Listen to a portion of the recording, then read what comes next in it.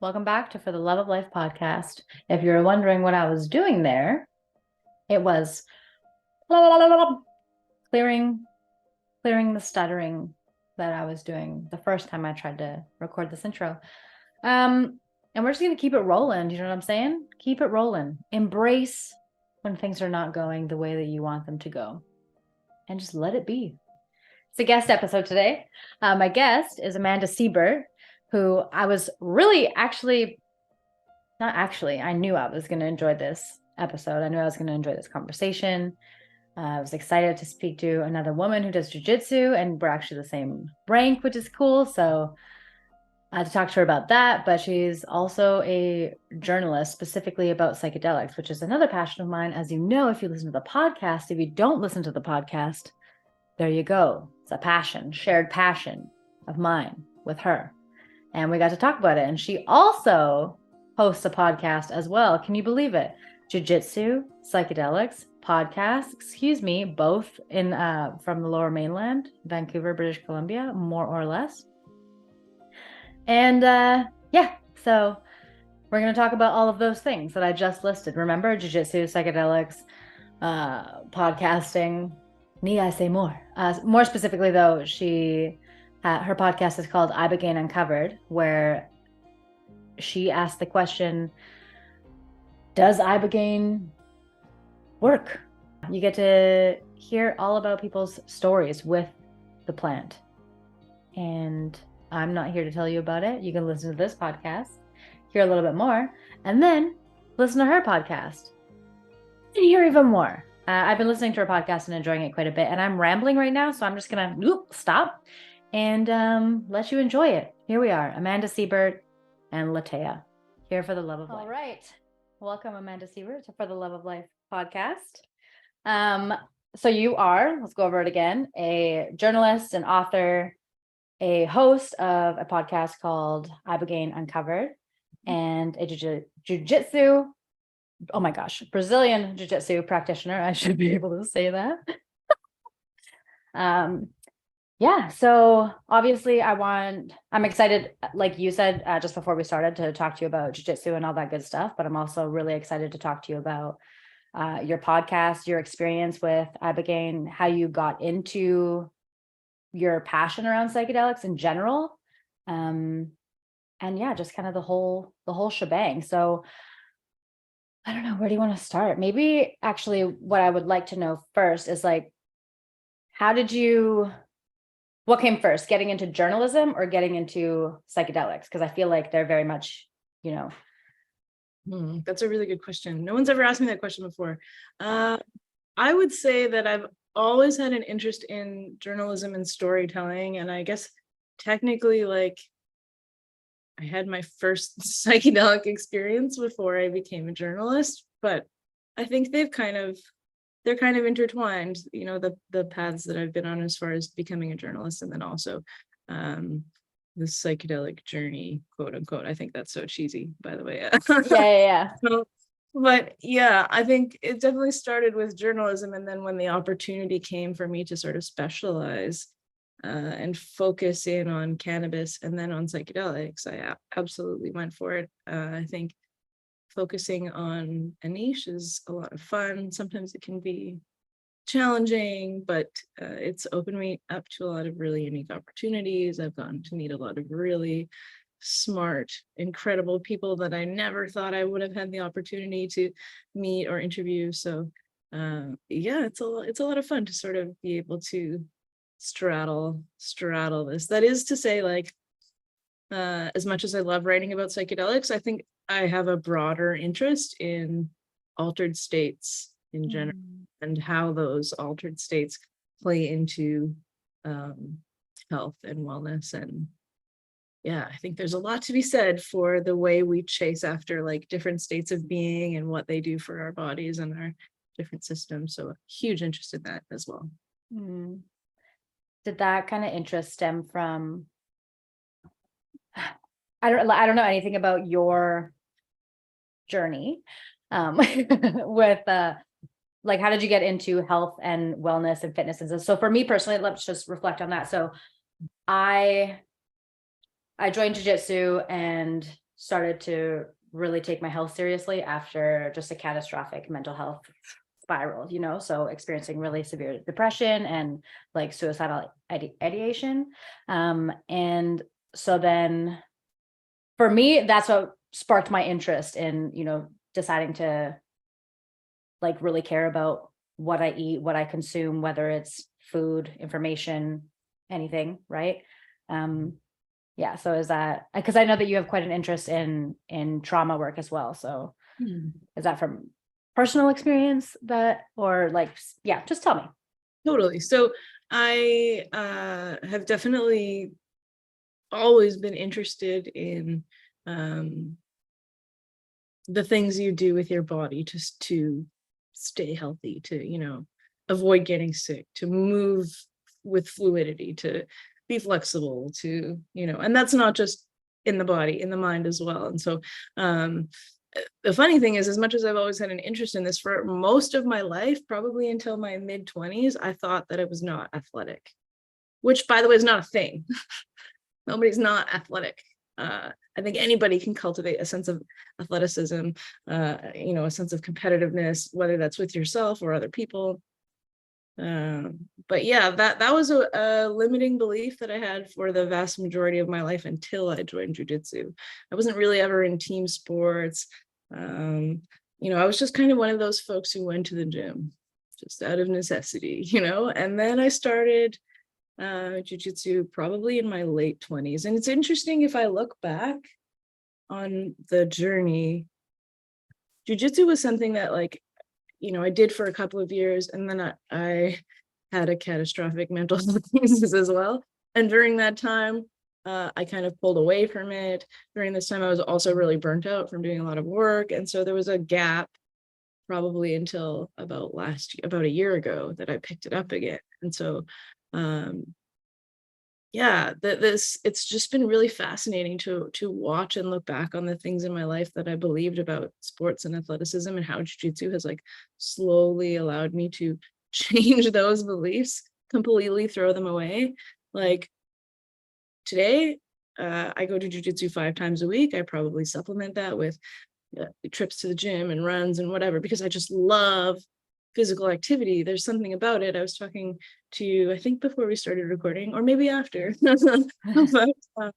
about altered states. I think after we started altered states, and how fascinated I am by them. And I think exercise is absolutely something that we use to put us in an altered state of being. I used to think that the runner's high was bullshit. And then by pushing myself and being in that place of discomfort, I realized that actually it's real, and you just have to keep running to get there. And so yeah, jiu-jitsu, the long and short of it is, it allowed me to take this idea that I was not athletic, not interested, not competitive, and really just turn it completely on its head. And today, I feel more physically capable than I ever have in my entire life. I completely do not prescribe to the idea that I'm not athletic, as much as I, don't play in leagues or whatever. I'd play a team sport just for fun with some people. That's definitely not something I would consider before. So I think it's definitely made my mind a lot more flexible, and it made me a lot more comfortable with being uncomfortable. Yes. Have you ever done a competition in jiu-jitsu? Yes, actually, a couple of years ago, in my first sort of stint, part 1, I guess, of my practice as a white belt, and that was a lot of fun in a gi. But since doing no gi, and I'm now a blue belt, and I find that the no gi practice, so without the funny looking pajamas, it's just so fast and really competitive, and it can also be, really a little bit more lazy and a little bit more experimental. And so I'm having a lot of fun playing around with it. I love the creative aspect too of jiu-jitsu, and how sometimes, especially in no-gi, for instance, because that you're moving around really fast. So for people who don't know what we're talking about, well, I'm sure you do. I feel like most of my listeners are people that I train with, honestly. So, but in Nogi, when everything's all slippery and you're like wrestling and you can grip that like you'd be able to hold in a gi, and it's gone in like a second, you know? Yeah, you can create these scrambles, and a lot of the time I just love that it's faster than my thinking mind, and it really teaches you to trust your body and trust yourself, because I'll be in this crazy situation. I'm like, I don't know what to do. And then create this crazy scramble. And then you end up in a really great position, or you and your training partner are both like, what just happened? Like, that was nuts. And yeah. Jiu-jitsu is great. It really teaches you to trust yourself. And yeah, there's like 4,061 things that I could say that I love about jiu-jitsu. But that's real quick, hilarious to me that you said that your tournament was fun, because that's never my experience. I mean, in hindsight, I would say that it's fun to like commit and then train really hard and psych yourself like, I don't know about this, and then like win or not or whatever, but just like be there on the mat. Sorry, loud truck. All good. Don't just be there and be in it and see like, oh, this is what could happen if I train really hard. Like I can do what, or I guess I didn't train hard enough. I kind of, you know, whatever the outcome is. I think it's a valuable experience, and so I guess that's why I call it fun. Definitely scary and intimidating in the moment, but something that I grew from. Yeah, it's an intense experience. I just signed up for a tournament on May 28th. So in the next couple of weeks is happening. The last tournament that I did, so I'm a blue belt as well. And I had signed up for a tournament in Oregon. And so I signed up for gi, no gi, and then absolute gi and no gi. And for whatever reason, they did the absolute division first. So my first match was with a purple belt in no gi.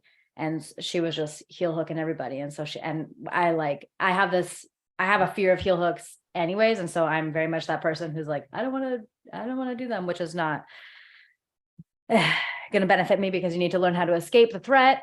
But anyway, so she put it on. I defended the wrong way, ended up tearing my MCL. And so then this is my first one back since then.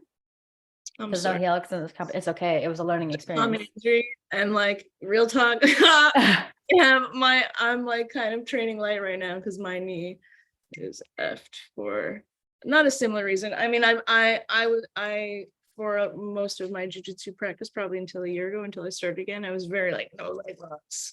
I don't know what I'm doing. And now, I feel like I have I'm a little bit more comfortable in that position. But yeah, like you tap a little bit too late and you could screw yourself for a couple of weeks. So it's like it's definitely a whole different ball game. Where do you train? I train at a place called Vandal Jiu-Jitsu, which is in Richmond, British Columbia, Canada. It's run by a friend of mine named Dom, and he's a brown belt. So like some people hear that and they're like, oh, no lineage or whatever, they're really like kind of high on their horse about and what I really like about my gym is the ego level is very low. Everyone is really chill. There's not this sort of like bravado. A lot of the men who train are not like really large and giant and scary, which is cool for me because I weigh like 125 pounds. So yeah, it's a really like fun, comfortable place to train. And what I love about it is like, and this might be the case anywhere. I mean, this was something I found when I started training a few years ago, is that like, whoa, all of a sudden I have all these new friends. Like, whoa, yeah, I guess it's just natural to, get close with people when you're sweating into each other's eyeballs. But like, it's really like, whoa, okay, I have all these new people that I'm like now in this community with. And that was something that I thought like, oh, I'm an adult now. I'm not going to make any more friends. Like, Yeah, that was huge. A big thing too for me was when I joined having these healthy male relationships. I was like, to have a bunch of healthy male friendships quickly, you join this place and that none of these guys are like, I don't know, you feel safe. And I also love that in jujitsu,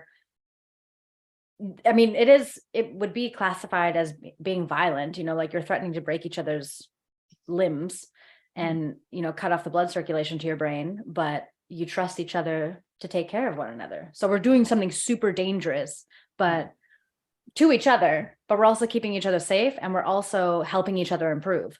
Someone puts you in some crazy situation and you don't know what to do, and you feel super threatened and you feel weak and vulnerable. It's awful. And then they teach you what they did, and they show you how to not let that happen again. Yeah. And I think that's so unique. I love that. Oh, so I would love to hear about, maybe some reflections on that, but also this book that you've been reading. Like, let's absolutely. that. I should find it so I can tell you. I believe it's called Transformation or Transforming Trauma Through Jiu-Jitsu or something like that. I will email you. I will get you the name. But it's written by these two women. They're both therapists and jiu-jitsu practitioners at different levels. And it's essentially about how practicing jiu-jitsu and learning this art, this martial art, can help you transform a traumatic experience in a way that talk therapy does not. So perhaps you've experienced this, sitting in your therapist's office talking about something that was traumatizing. You talk about it for an hour, and you may or may not leave that office feeling worse about yourself, about the situation. And in fact, even if you go for weeks and weeks and months and years, like, you might never feel like you fully overcome whatever that traumatic incident might have been. Maybe you were assaulted, maybe you were whatever it is, and there's something that happens in your body when that happens. And when you're doing jujitsu and you're able to defend yourself, you're able to perform some sort of submission, or even just like break fall, stand up in base, make distance. Hey, get away from me. Whatever sort of assertive action, just that can allow you to reprogram that part of your brain that has been telling you, like, it's my fault, or I'm not good enough, or I don't deserve to, defend myself, or whatever the limiting belief, the thought might be. And so you're physically overcoming that. And that for me was really profound. I mentioned earlier that I, had this sort of mental health crisis, and that stemmed from a sexual assault I suffered from a couple of years ago. And that was something that I buried, put away, didn't deal with for a very long time. And in hindsight, practicing jujitsu gave me a sense of confidence about myself that I did not have before. And it's not just because now I can defend myself. It's because I've retold that story to myself. That experience is now different, because the thought you might have, imagining like, what would I have done differently? Or however you might think about something like that. Knowing that, there's a sense of strength, and that you have this sort of like toolbox at hand, allows you to literally, the title of the book, transform that trauma in a way that talking about it just doesn't even touch. Damn. Thank you for sharing that, because even like, I don't know, I think it's important when people are okay to talk about traumatic experiences. Because I think a lot of people experience something like that and just are in it alone. So to hear those kind of things is important. I've always been really open about it, because I feel like every woman I talk to is like, oh yeah, me too. I know. Well, and we laugh about it, but I feel like we laugh about it because, like, if we didn't laugh about it, we were just bald. Like, it's really tragic that like so many people have had these experiences. And so I don't know, jiu-jitsu has just represented so much of overcoming that for me, coupled with psychedelics. And I knock talk therapy, but I'm not knocking it. I think in conjunction with other things, can be really beneficial for people. But there is something to be said about being in your body and changing that fundamental belief that stemmed from some sort of trauma you've suffered. So Jiu-jitsu is so unique too, in the sense that it's like, I mean, especially for females, really the most ideal form of self-defense, because you think about when women get assaulted, more often than not, it is sexual assault. So to be able to, when someone's between your legs, like that's when they're actually in the most danger from you, is that's, I don't know, it seems like a skill that honestly we should all develop. Have the ability to use leverage and recognize where a joint lock could present itself. And sometimes it's counterintuitive. I tell people like that, you know, when you start jujitsu, you learn like distance management. And sometimes that means getting further away from your opponent, but sometimes that means getting right underneath your opponent, like, you know, drill. And that was a little bit challenging for me at the beginning. I was like, wow, this is like, we're really close to each other and you're really sweaty, and you know that goes away eventually. You don't, you know, you lose the, ooh, this is gross, like now I don't care. Yeah. But it's fun to overcome these different levels of discomfort, you know. At first it's like, oh, people are really close to me, oh, they're sweating on me, oh, I'm like being, you know, smothered in side control or mount or whatever. And then learn how to just manage that. It's so powerful. Yeah, for me, one of the things at the beginning that I mean, I still am, but at white belt especially, was a big crier. Like, you know, someone's holding me down and I do not like it at all, just being pinned down. And like, I'm trying everything that I can possibly think of to get out. And and especially when the person who's on top of you is using very little of their energy, and they're or even just like someone's taken mount. So I'm on my back and someone is sitting on my hips basically with their knees beside me, and I'm trying to get out from underneath them and I just can't. Yeah. And then I just cry. And then of course they go like, oh, or they're, you know, attacking me and I start crying. They're like, should I stop? I'm like, no, like I gotta learn to deal with this. But yeah, totally. I've definitely had a couple of moments like that. My like main training partner is my partner, Eric, who I live with. He's a brown belt. He's been training for 10 years. And so training with him is great because we're very close and we know each other well. And it's also sometimes hard because we're very close and we know each other well. So there are moments where I have to be like, okay, this is Eric being a coach. Okay, this is Eric being my partner, you know? So yeah, I definitely had some moments where like, yeah, you know. She held her fists up.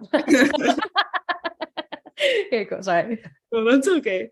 But yeah, the discomfort and the like, oh, like I really can't get out of this. Like, what am I gonna do? And then maybe thinking back to like a previous experience where like, oh, and then just getting really, I don't know. Sometimes if I get in those moments, I try and like use that to be like, sometimes it doesn't work. Yeah, sometimes it does, but sometimes it doesn't. Yes. Yeah. Do you do the thing for me when because I hate being held down emotionally, physically, mentally, any kind of way. I'm like, that's my job to do, to hold myself down, not you, okay?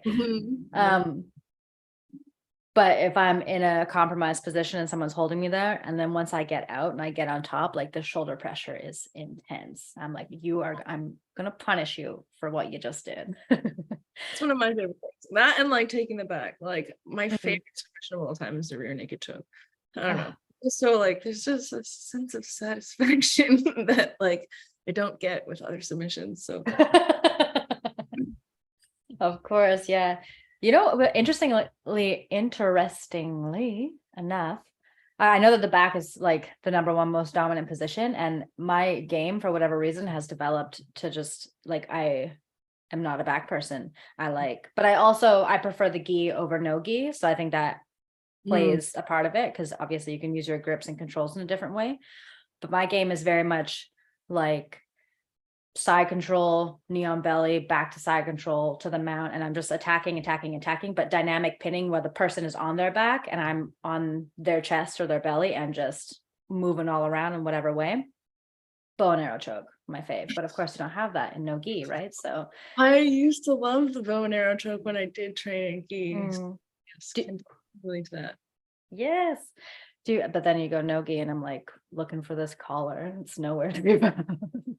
Yeah, it definitely makes things a little bit more challenging. Like, and as far as the leg stuff, oh my God, like I used to be, like have such a phobia of, Mhm.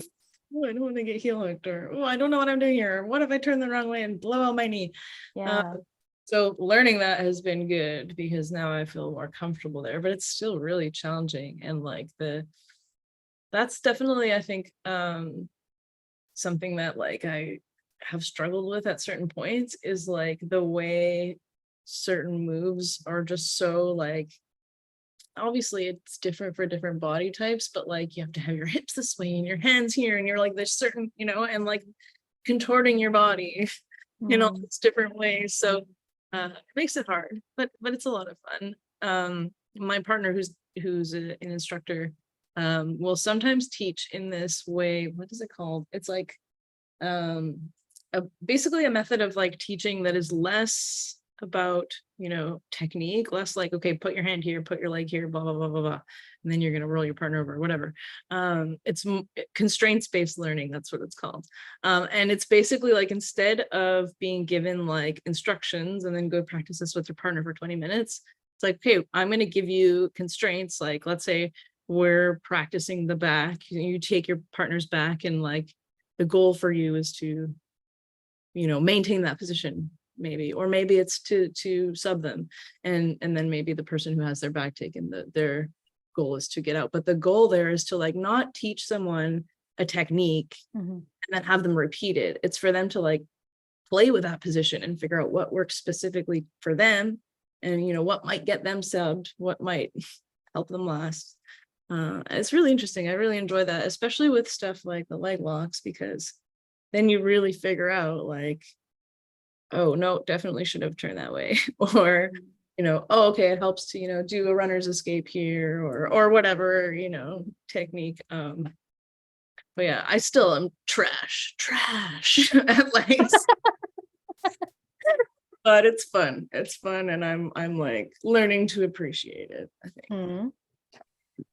Yeah, it is such a real fear, the element of how, okay, so if someone's attacking my leg, realistically, I'm probably more likely to be the person to injure it because I just don't know what I'm doing. You can turn the wrong way and blow out your knee, right? That's a scary thing. So how do you, like, in your training, what do you do about that? I ask so many questions. Like, Okay, yeah. yeah, I ask a lot of questions. I try and do things slowly. Like, I'm not afraid to like ask my partner to like, hold on, I gotta watch someone do this, or like, can you do that so I can want, like just lots of questions. And just practice, drilling things. Like, I think in a class you only get so many times to practice something, but like going back afterwards, going to open that and being like, okay, I'm going to do this takedown 15 times over, like with, and then really just like kind of that, getting that muscle memory in place, instead of being in that awkward moment in a sparring session where you're like, I just learned this like last week, how come I can't remember what it is? So like taking that extra time to drill things. And like, I don't know, I don't really watch a lot of YouTube. I know a lot of people who are all about jujitsu like go home and they like watch a bunch of stuff, and they have all these people that they like follow and pay attention to, and maybe that's something that I would benefit from. But I definitely like, it's definitely more of a, I have to sort of experience it and practice it to learn it. I don't really get a lot out of watching someone demo something. Yeah, I'm the same. Sean, my partner, he calls me a casual all the time because he'll be referring to some person that, I probably should know since I do jujitsu, and I'm like, but yeah, but I know that other people, there's going to be people always at the gym who are doing that and then bringing things to the gym. So I'm like, hey, you learned it, you bring it here, and then let me learn from a person, with a body right here. So I definitely prefer that as well. You said that you're training 5 days a week. So I love that. That's what I used to be doing. But now I'm like, this is a little bit frustrating because I feel like as you get older, you're supposed to get better at time management, better at like, being organized and getting the most out of your days and stuff. And I just experience so much overwhelm all the time. So Totally. Doing that. What's your plan? How are you getting 5 days in and running a podcast, and you wrote a book, so doing all the things that come with, having a book published and being a journalist and having a career and having a relationship. I guess the relationship part, you get time together because the gym, you train together, so that's a thing. But yeah, hot tips on like managing your life. Really. Where do I start? There's so many things that I like rely on that help me out. I mean, as far as training and how I fit all the things in, like, it sounds so boring, but like patient and discipline, like I know the word discipline sometimes gets like a bad rap. People want to be like free flowing and blah blah blah. I find that I'm better at getting into the free flow if I structure things. So if it's like the dread that I get about life comes from decision making. And so if I can remove the decision making, life is easier. So if instead of being like, oh, I think I should go to the gym, like I'm going to decide for myself the night before, I'm going to lay my clothes out or pack my bag. I'm going to, have everything ready so that like when the time comes for me to do that thing, I have no excuses to make. Ready, everything's set, and part of that is like, figuring out like, what do I need more right now? Do I need to like sit in front of my computer and finish this assignment before the deadline? Or do I really need to go outside and go for a run and get my head straight before I do that thing? Or, and so there's some room for flow within my disciplined scheduling, I guess. But yeah, I'm like a forgetful person. I have to write everything down. I have everything scheduled. Like it's just makes things easier so that when I'm like at jujitsu on the mats or running or whatever at the gym, like I don't have this thing of like, shit, did I forget to do something? Oh no, like, my mind is like there. I'm watching the technique that's being demoed or I'm with my partner, like that's it. There's no other focus. And I find when I'm less structured, less organized, less on top of stuff, when my house is a mess, I'm less present at jujitsu because I'm thinking about all the other stuff that I have not done yet. And so it's allowed me to be more focused in like every segment, but it's not always easy. Sometimes I'm like, nope. Yeah. Today I'm just gonna like take it easy. I'm gonna rest. One thing I've noticed as far as recovery as I've gotten older, so I'm 33. I'm not old, but I'm definitely not like 23. So recovery is huge. Like I can't train 5 days a week and not do anything about that level or that volume of training. Otherwise I'd just be sore all the time. So what I mean by that is like sauna, ice baths, gua sha. Like I have these gua sha tools and I use them like all over my body after a training session to just like massage. What's gua sha? Is that almost like the scraping kind of Yeah, thing? it's kind of like these little tools that like you see people sometimes use them on their face, but I have like a bigger one that I use on my muscles, and that like really helps. Hot and cold exposure. Yeah, I don't know, these things that like everyone is doing on Instagram. Yeah. Because they work. So that's been really helpful for me because I like doing those things. Also, we were talking earlier about like discomfort, like the discomfort of like, oh, this is really hot, or oh my god, this water's freezing, or, oh, this 250-pound man is sitting on top of me. Whatever it is. Oh my goodness. Yeah, I've heard you talk about on your podcast the cold plunges quite a few times. Are you like cold shower? Are you literally put ice in a bathtub at home kind of person? Are you jumping in the river? What's your favorite way to do the cold exposure? I'd say I like them all. I would prefer to do a plunge, like a ice bath kind of thing, but at home I don't have the time for that, so I just have a cold shower. But I bought this ridiculous pop-up sauna on Amazon, and it's not one of the headless ones. Like I have, just like it looks like a tent that you would grow marijuana in. And then there's a little peephole and I sit in it, whatever, it's great. So I have that, and then I just take a cold shower. But what I would prefer to do is like if I live by a body of water, like go swim in the river or to the ocean. It's a bit of a drive. I should do that. Do you live in Richmond, or where do you live? I live in New Westminster, so just outside of Vancouver. So, drive to the beach is like 45 minutes. Yeah. Yeah. Yeah. You're not going to go in the Fraser River. It's not like a. No. No, thank you. Yeah, So I'm trying to think like, yeah, I guess New West actually doesn't really have any. I didn't realize, are you here? Are you in I'm in Maple Ridge now. Yeah, I actually. I had no idea. I What? know. You lived in the United States. You said Oregon earlier for a tournament. Oh yeah, that was no. I traveled down there for that tournament, but I used to live in North Van. I actually went to school in New West. And yeah, so I can totally like we can actually set up a time and train together. This is a thing. Together. I was Yeah. no, but we can. Yeah. Amazing. So that's exciting. I know I'm like super looking forward to that. That's why I was like, where do you train? Like, let me find out. Do you train? I train at Marcus Suarez in Okay. I guess, yeah, at all the locations. I started in Vancouver and then sorry, my cat is just eating food and my mic is picking it up. So some kibble ASMR for our listeners. Yeah, but at my gym, we don't have many females. So I'm always like excited and eager to find like other female people, bodies to train with. So that would be exciting.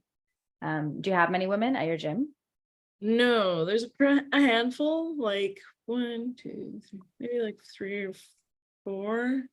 Like if we get 2 or 3, like that's a good day. But usually it's like just me or me and one other woman, which is okay. Like, I want all of my like female friends to join jiu-jitsu, but like, yeah, I don't know. It's gradual. I guess I just have to keep like it out there. It's intimidating too, I think, as a woman to come in and like, especially, it might be more intimidating as a woman to come join when your friend does it. You're like, sometimes I feel like people are afraid of me, but I'm like, it's. Yeah, I don't mind it. I'm like, oh, cool. Yeah. You kind of like that? Yeah, I can check you out. It's actually, yeah, true. Like, I feel like people will give you a certain level of respect that just kind of happens automatically once they find out that you do jujitsu. People, I don't know, people will. I think there's something about martial arts, like martial arts in general, like just the like things that comes with the things that come with learning a martial art, and just like the sense of discipline and respect. And I think like a lot of people look at the UFC and like MMA and they see like blood and like people being knocked out and all this crazy shit. And I should have asked if I could swear on this. You can definitely can. This is super unprofessional, so we're good. Yeah. I don't have a team. I don't have a producer. There's no rules. So yeah, it's definitely like it seems to me a little bit like not opposed to some of the more like violent things that happen in MMA. Pardon me. Wow, I can't really talk right now. Having a moment.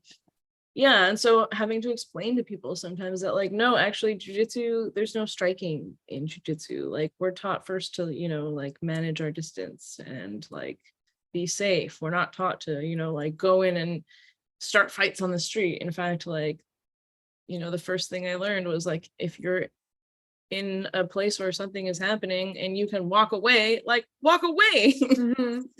So yeah, I think familiarizing people with like the ideas and the principles that come with jiu-jitsu and how it's not this violent, like let's beat the crap out of each other sport most of the time. Yeah. How often do you meet people and when you say you do jiu-jitsu, they're like, oh, and they put their, like karate chop hands up. Oh, yeah, I'm like, like, so you obviously all the time, where people will do like this like kung fu stance, like they're gonna kick me in the chin. Like I don't know. It's a ground sport. Yeah, there's none of that happens. Like we kind of like we hug and try to choke each other, which is just a lot of fun. It's a good time. It's just such a good time. It's so many things. And I love how much it teaches you about the path of least resistance, like not like you're in jiu-jitsu and in life, there's situations where you're going to be struggling, but the more you struggle, the harder it gets. And sometimes you just have to kind of like loosen up because you're being really tense. And when you're so tense, you can't really tell what's going on. But if you can relax a little bit, you can find a way out. Sure. Yeah. Yeah. It's definitely taught me a lot about taking on like new activities or things, or like, for example, like starting the podcast. So like as a as a journalist who mostly does writing, like when you interview people for print, it's very different than interviewing them for a podcast. You can just talk kind of casually and off the cuff and say whatever comes up, and you know, like it's just no one else is going to hear the conversation 9 times out of 10. So it's more casual. And so one might think that transitioning to an audio format would be really easy, but I found it quite challenging.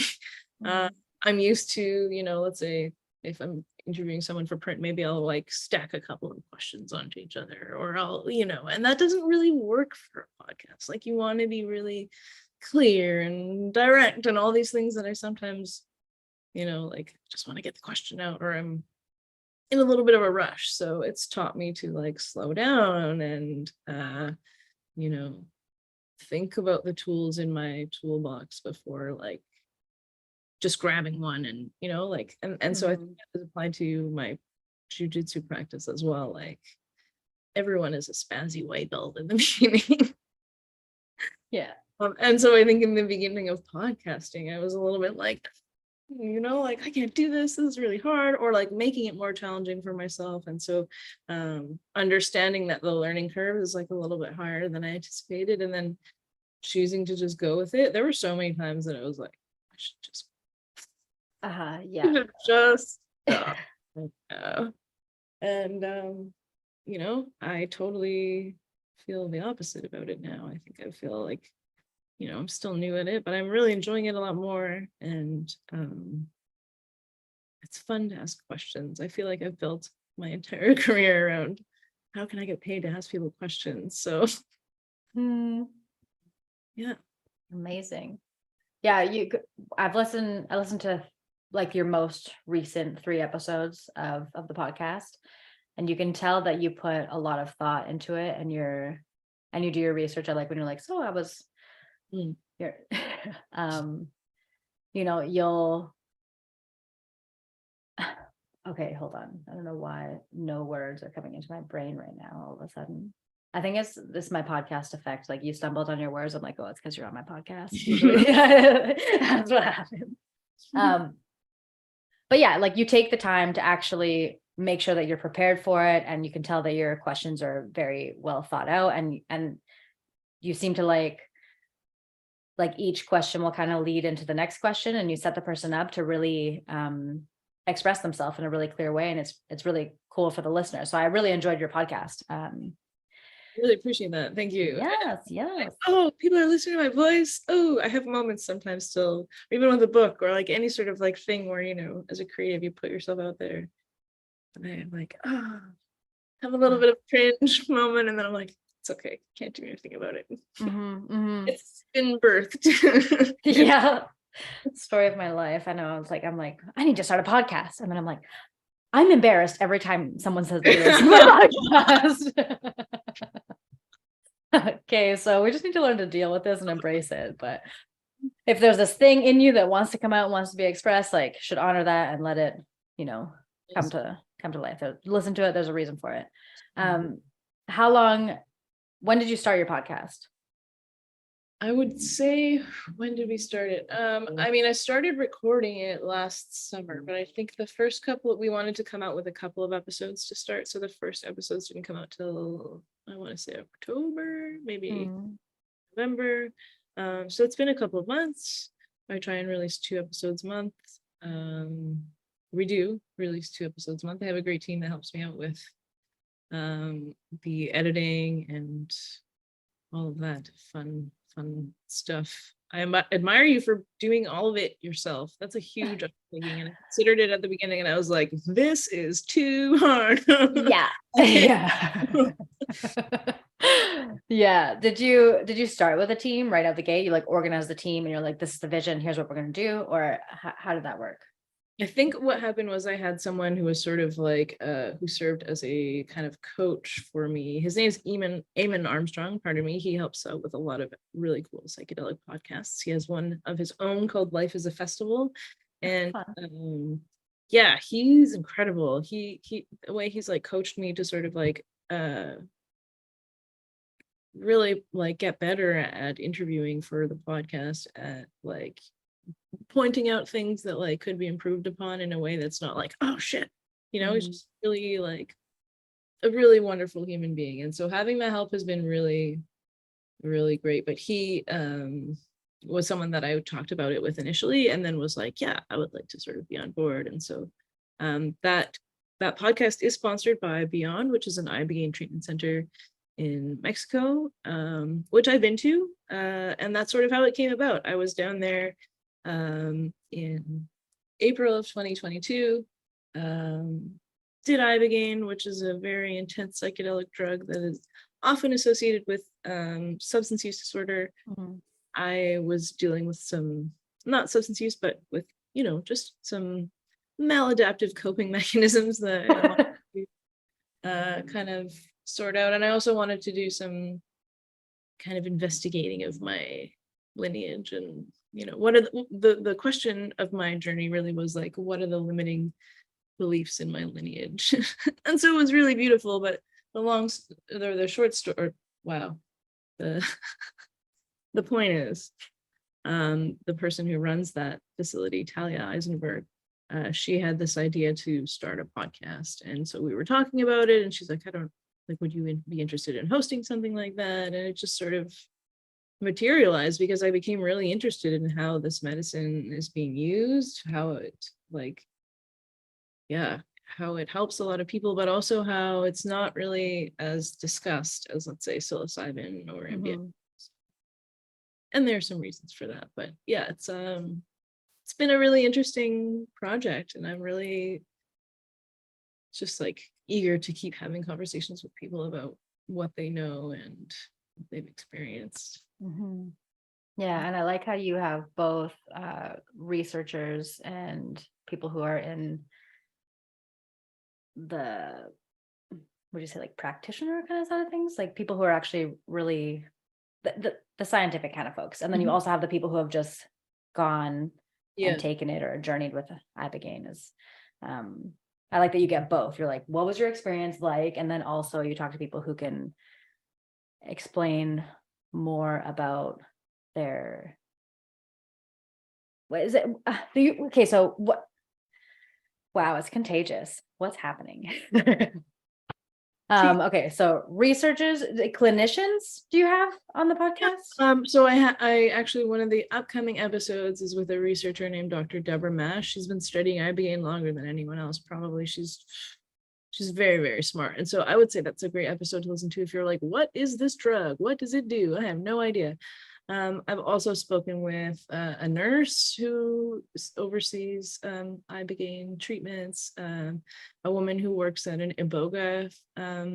She is a founder of Soul Centro. Her name is Elizabeth Bass. So that's an Iboga treatment center. So I guess I should explain what this drug is. Iboga is a plant medicine that derives from a root of a shrub that grows in West Africa, primarily in Gabon. And so this plant medicine in Gabon is used by the Bwiti, which is a kind of a tradition. Some people call it a religion, but they don't really refer to it as that. It's just a sort of a way of living. And they use Iboga in, spiritual settings and ceremonial settings. And it's sort of a rite of passage. Ibogaine is an alkaloid that exists in Iboga. It's basically the most active alkaloid in Iboga. It's the THC to weed, Ibogaine to Iboga. Nice. Thank you for explaining that part. Yeah. I was like, what's an alkaloid?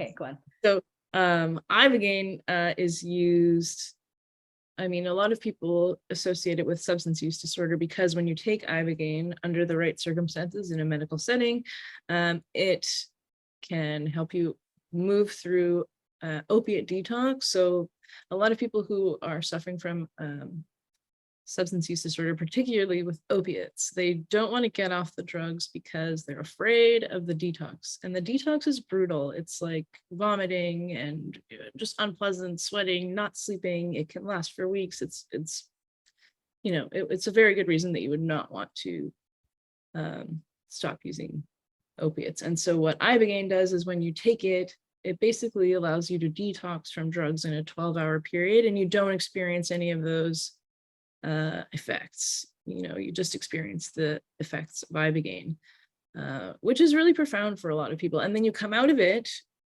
having no craving for opiates whatsoever, because it resets the receptors in your body. And so huge potential for a crisis that's killing over 100,000 people a year in the United States. I mean, it's been an emergency in the province of British Columbia for 7 years.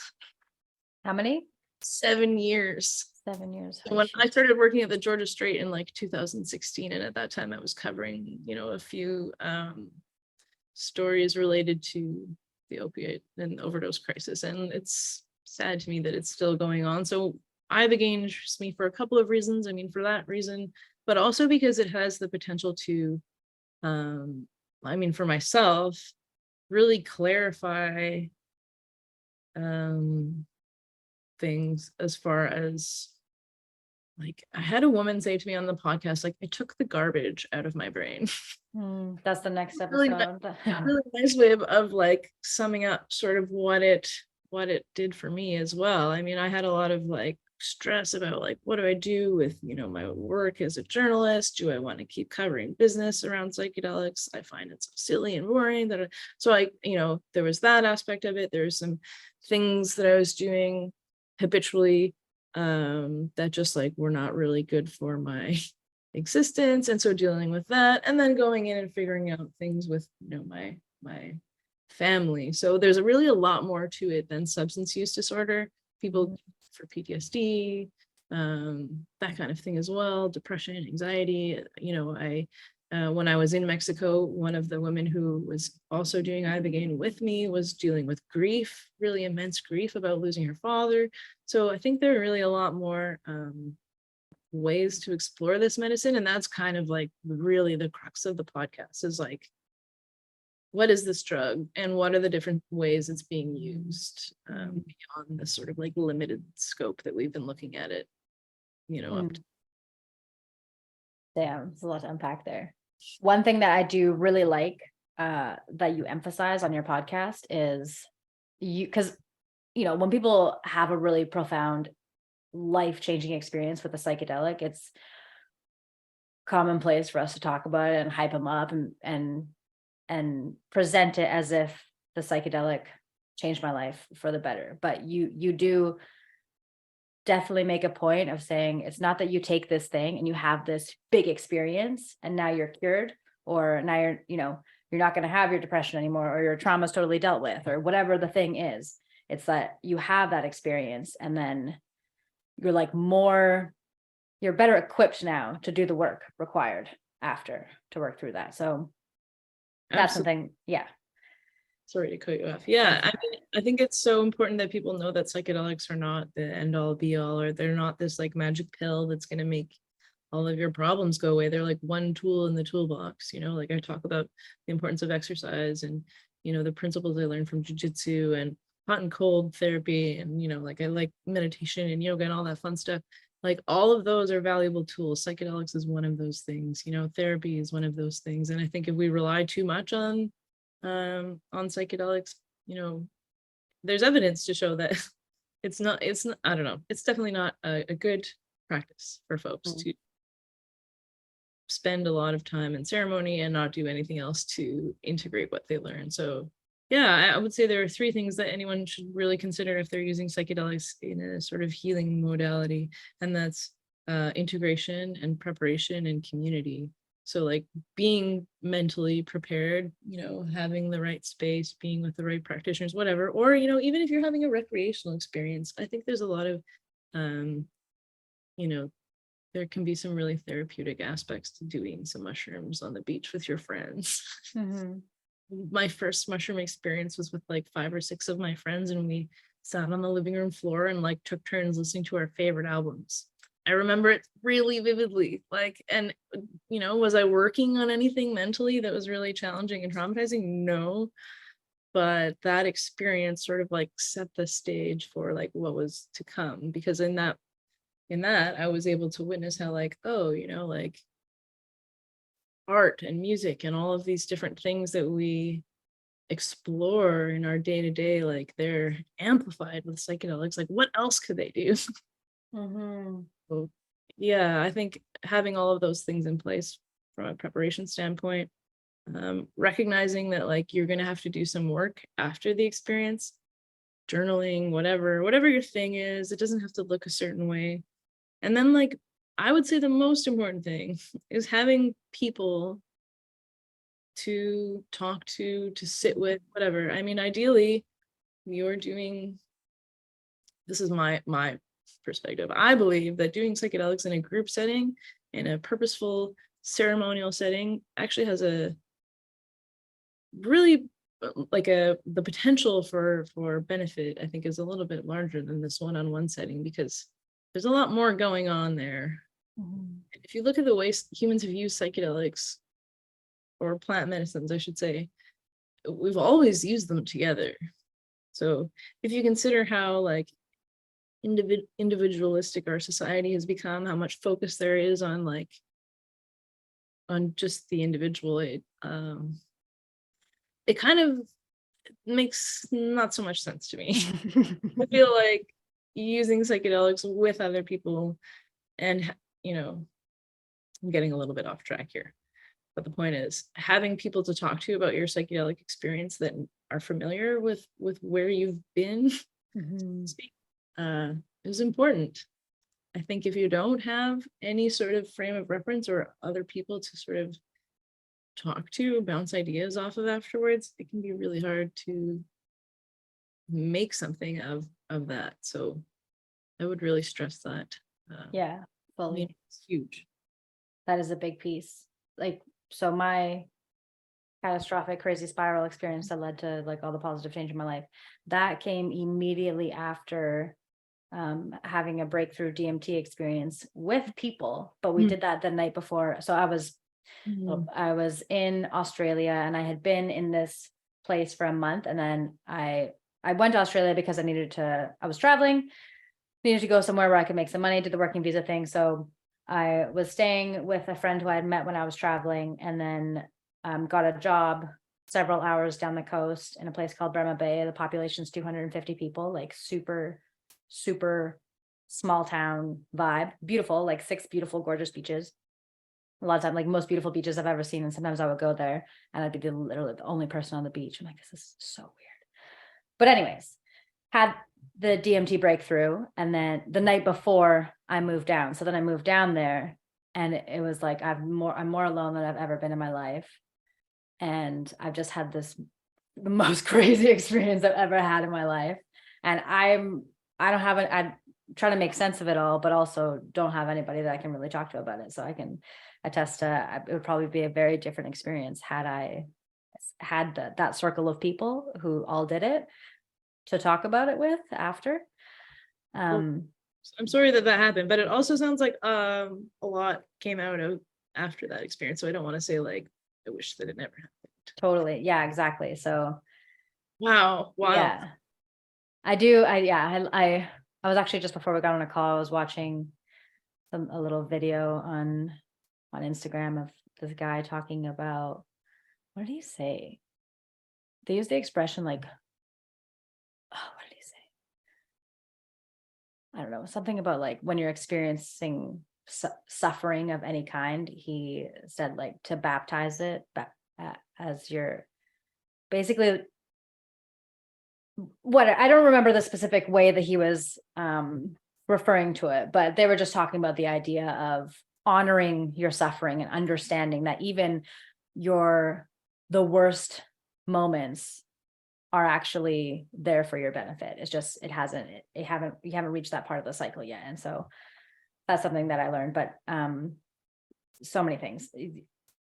One, I wanted to go back to when you said when you took Ibogaine, part of it was you wanted to did you say you wanted to learn about the limiting beliefs of your lineage? Is that what you said? Yeah. So that's super interesting. I'd love to know more about that. But then also quickly, I think it was Ibogaine. It might have been the first time that I heard about it. I was listening to a podcast and they were talking about these people who would take it in a ceremonial way. I can't remember where it was or who they were called, but they would dig holes on the beach and then bury themselves up to their neck and take Ibogaine and then contemplate death. Like as everybody all together, I'm like, whoa, what an experience. So then I think that's hearing about that. I was like, hey, I gotta know more about the substance. But yeah, so I would love to hear whatever you want to share from your Ibogaine experience. Totally. Yeah. And just on the note of what you just said, I would love to hear that podcast if you can send me the link. That sounds absolutely wild. And I'll have to find it. But yeah. Yeah. So I wanted to sort of, I've done some personal work and recognized that, a lot of the maladaptive coping mechanisms I have are habits that my parents have and their parents had.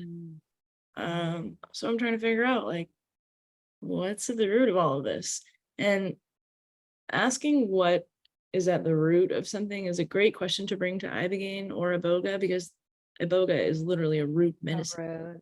So, it's quite, it really did show me like everything that I wanted to see as far as that question, recognizing like why certain family members are the way that they are, and then really allowing me to like, this is something a few people on Ibogaine Uncovered have said, is that with other plant medicines and other work that they've done, they might go to the medicine like ayahuasca or something and ask a question and expect an answer from the medicine.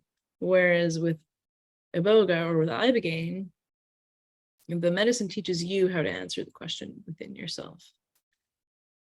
So, it's a little bit different. It teaches you that like you have the, everything that you've been looking for is within you essentially. And that was a really profound takeaway. I think the thing that has been the most profound for me is really like getting real about the things that I write about, and how like it doesn't serve me to write about like some company on the stock market, and it doesn't really like serve readers, because I don't know. I mean, some people, I shouldn't say that. Some people are really interested and literally invested in psychedelics, especially in this sort of capitalist sense.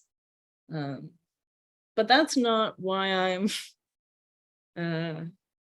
why I want to write about them. And I think I got caught up a little bit in doing that. And so when I did Ibogaine, I got really clear about the kind of work that I want to do, and especially the kind of work that I don't want to do.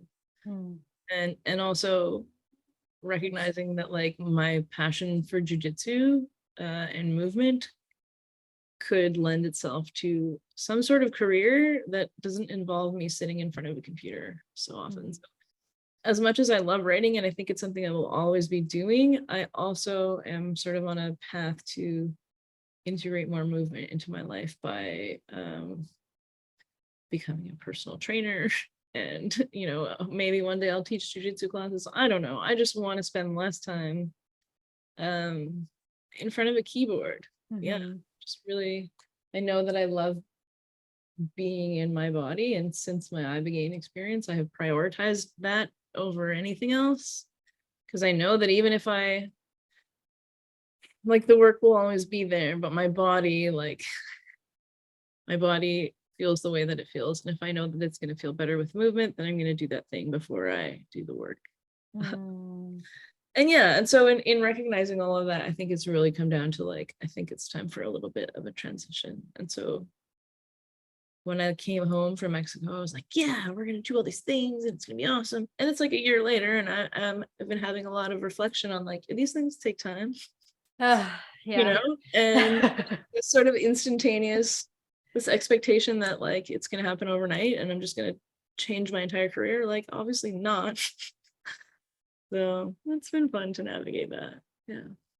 Have you experienced frustration around that? Like, coming home and being like, everything's going to change. And then it doesn't actually. A little bit.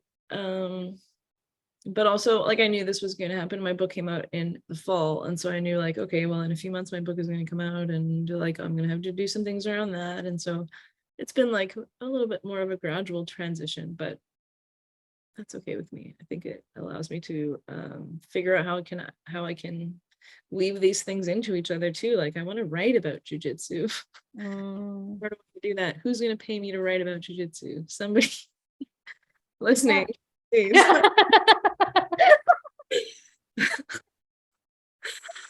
No, just sound desperate. But yeah, I'm like, is that how you do it? I'm like, how do you get people to pay you for stuff? Just, I guess, put it out there. But so, okay, so you wrote a book. When did you know you were going to do that? Well, I guess like the book writing thing sort of came, it started with when I it started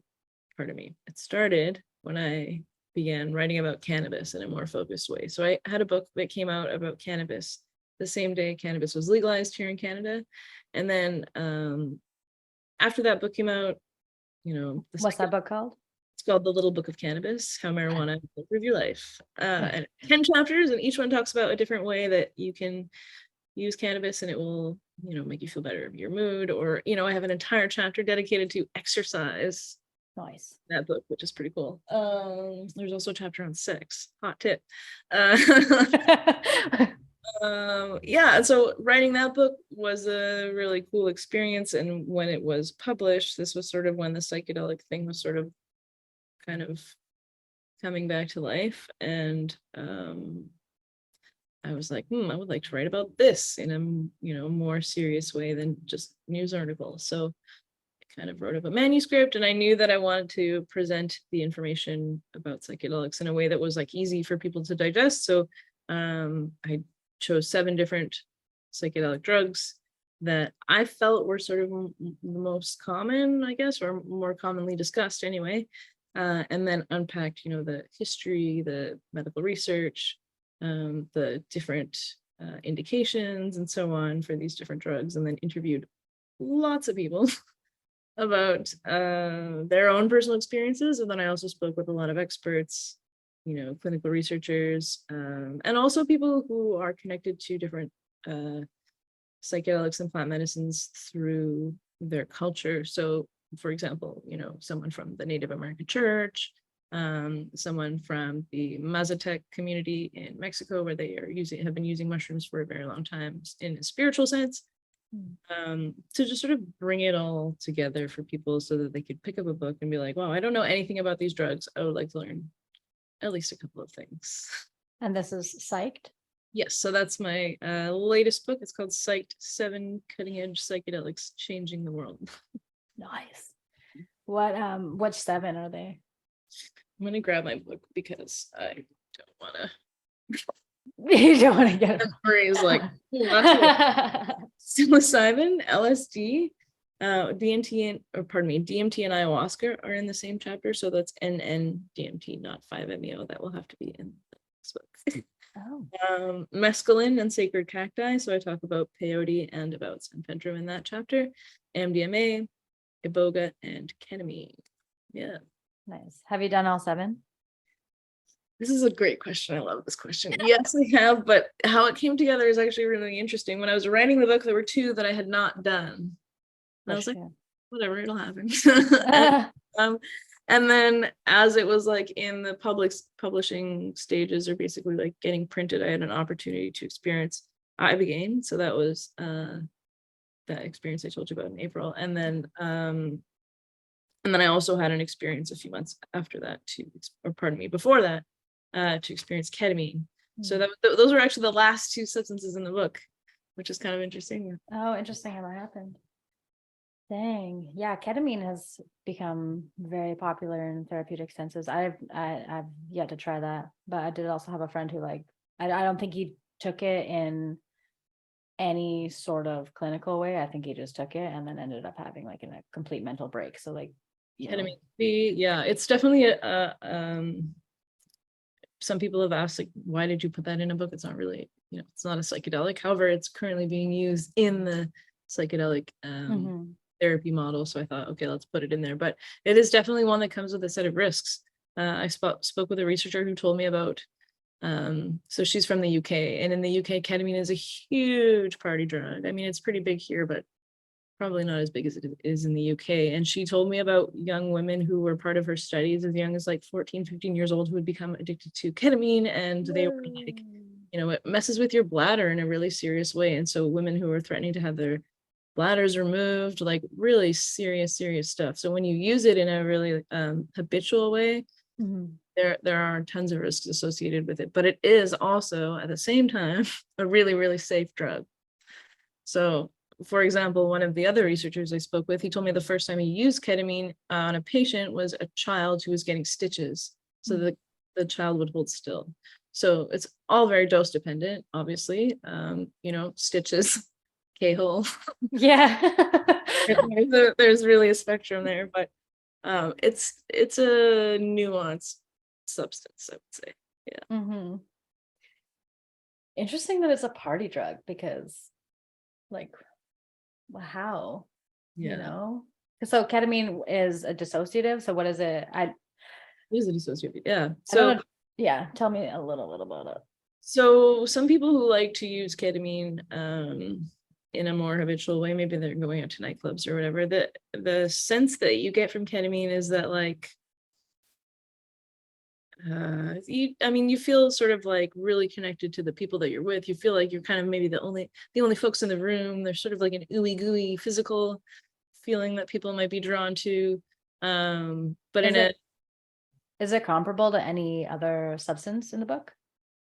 I would say no. Okay. It's definitely kind of in a league of its own. And then when it's used in a clinical sense, it would depend which clinic. Some clinics are about low dose ketamine. Some clinics will intentionally send you off into outer space, which is what I just referred to a K-hole. So that's sort of like when you've done really like the most ketamine, a lot of ketamine, and it sends you into a space where you become completely dissociated from your body. You might forget that you have a body. That's something that's described often in that sort of really deep ketamine experience. So definitely has some applications in the therapy sense, because in removing you from your body, I spoke with a researcher who does a lot of work with women who suffer from eating disorders. Yeah, and that's what I was going to ask.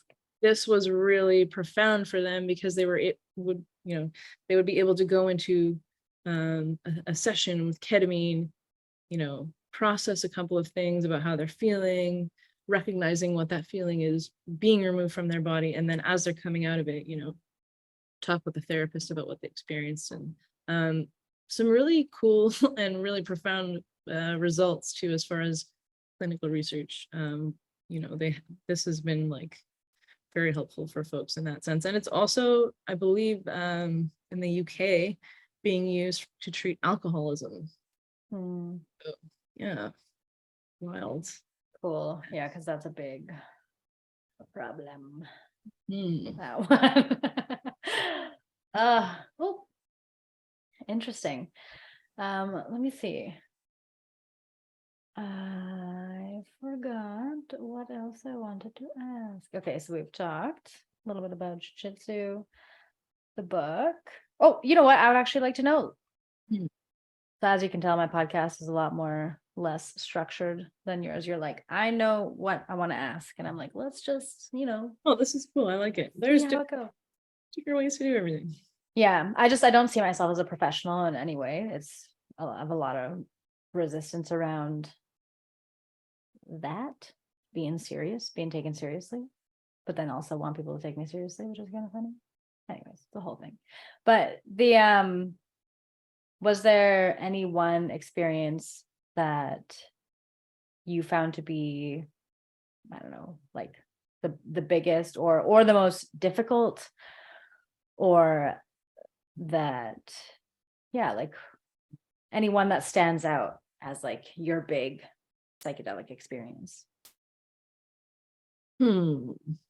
Let's see. I mean, I would say this recent experience, it was a year ago, but this experience that I began was definitely like probably the most profound in the fact that it taught me a lot about, my history, but also about my future. It gave me some skills that, this idea that I can find the answer within myself a little more easily than I could before.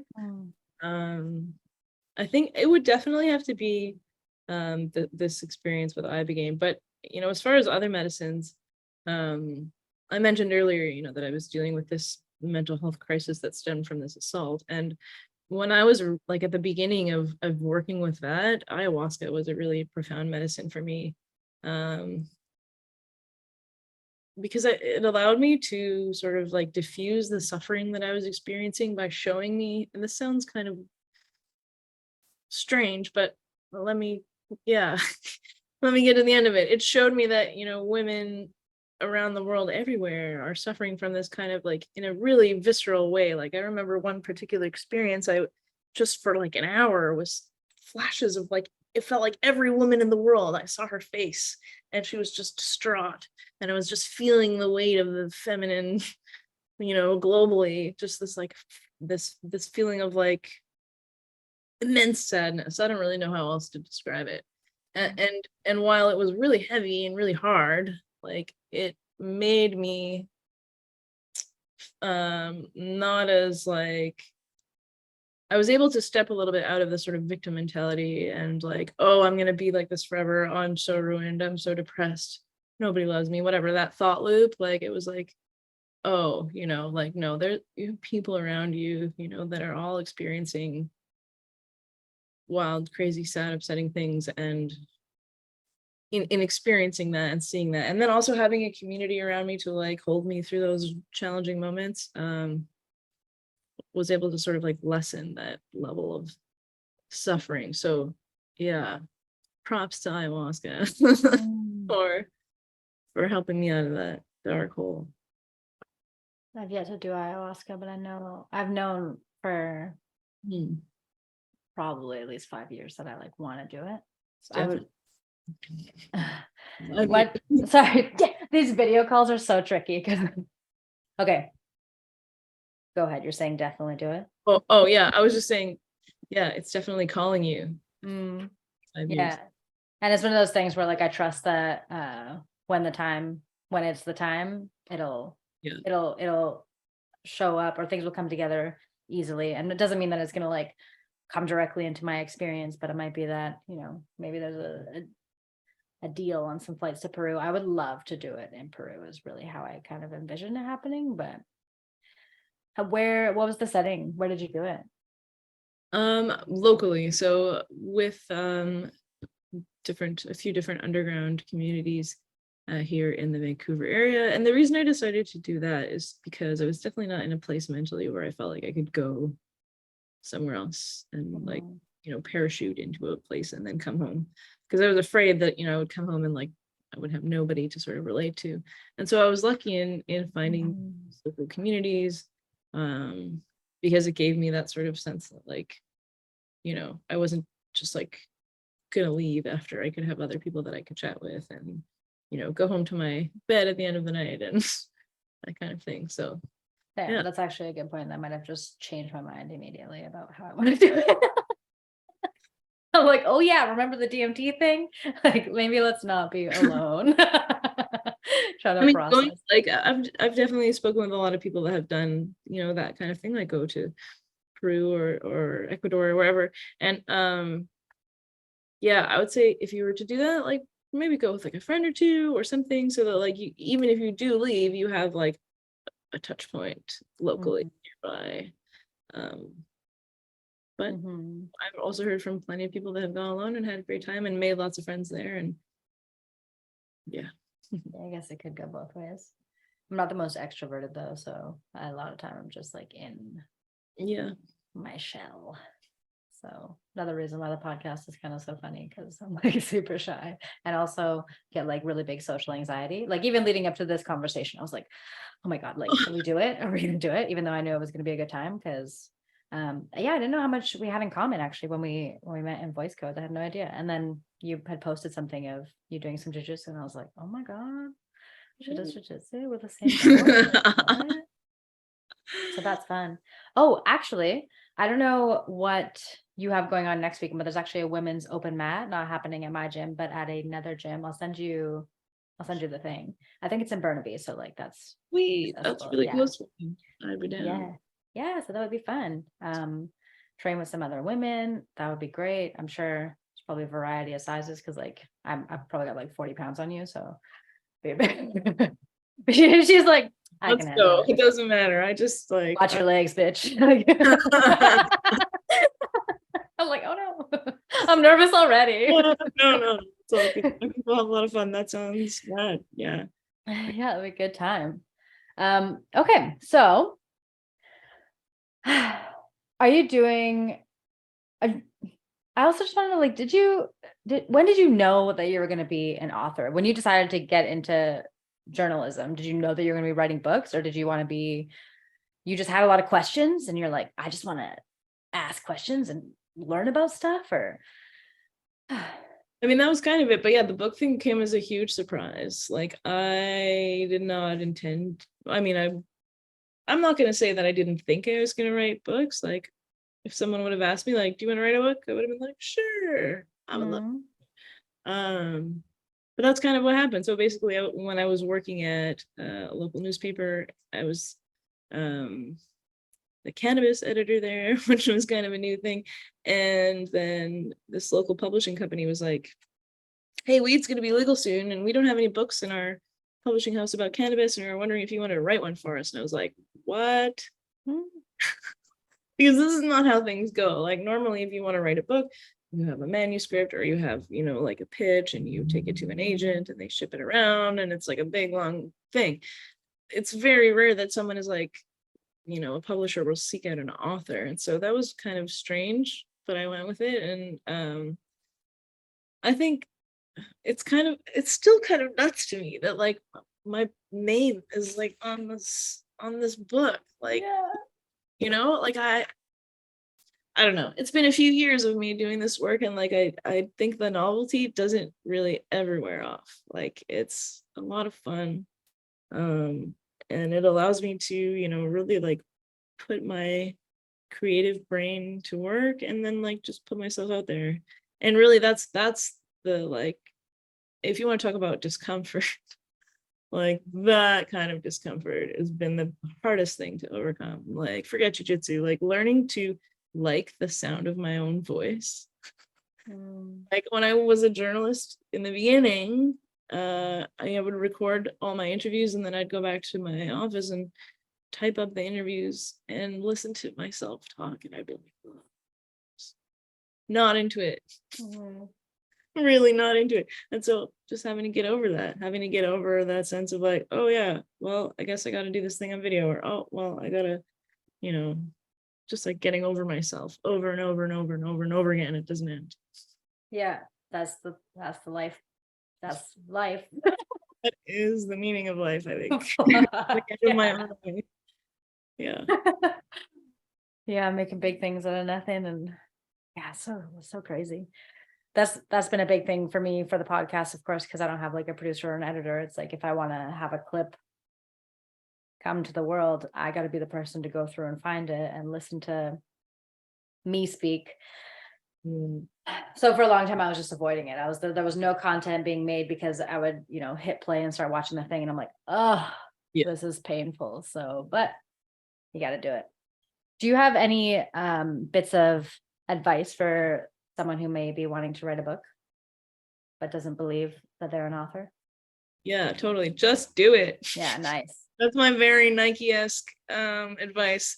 It's so simple and boring, and it's 3 words and 8 letters. But honestly, that's been the most, like, when I'm in a stuck thing and feeling resistance, like that's the only thing that will make me, you know, like the concept of Like if we think of a concept of velocity, like when you pick up a ball and you throw it, like for it to move, I have to first pick it up for it to gain that momentum. But if nobody ever throws it, then it's not like the momentum isn't there. So like you can't, you know, look for motivation or find momentum without doing the first step. And realizing that has been like kind of the biggest thing. Like you just got to do it. You just got to do the thing. And then when you start doing the thing, you'll be like, oh, this is so easy. I'm totally capable of doing this thing. Amazing. So that too, because you're like, hey, I already did a hard thing today. You know, I went to class and got, you know, choked out. Now I can definitely go home and finish writing the story or whatever it is. Yeah. Amazing. Amazing. That's a good one. Beautiful. Okay, well, thank you so much for that. And thank you so much for your time. And thank you for taking the first step and writing those books and for starting the podcast and all these things, because you're sharing these things that people out there want to hear and explore and discover and read about and learn about. And yeah, so all the things. And I thank you for being here for the love of life. That's how we finish my podcast. So where can people find you real quick? Totally. You can find me on Instagram and Twitter at Amanda_Siebert on both of those platforms. That's probably it. I mean, really everything else, you can find my writing and all of that stuff through those links. So beautiful. All right. And then yeah, outside of this, I'll send you the thing for that women's open mic. That would be cool if we trained. Yeah. Thank all you. right. Awesome. Thank you. Bye.